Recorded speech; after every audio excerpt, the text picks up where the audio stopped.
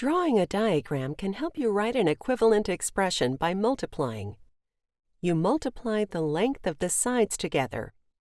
Length times width will give you the area of a rectangle. You can use a rectangle to multiply numbers. In this example, to multiply 3 times 2 plus 6, the length of the rectangle is broken into two parts. One part has a length of 2 and the other has a length of 6. The width is 3. To find the area of the original rectangle, simply find the area of each smaller rectangle. 3 times 2 is 6, and 3 times 6 is 18. Add 6 and 18 to get the answer of 24. To use this strategy to find an equivalent expression by multiplying for 2x plus 1 times x plus 3, start by drawing a rectangle. Split the length of the rectangle into two parts. The first part represents 2x, and the second part represents 1.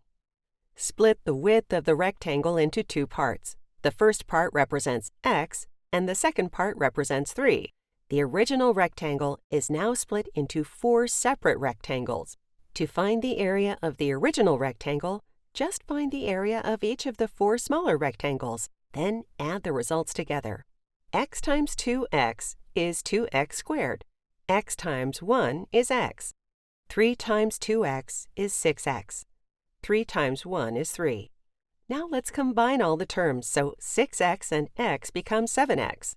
2x squared plus x plus 6x plus 3 is 2x squared plus 7x plus 3.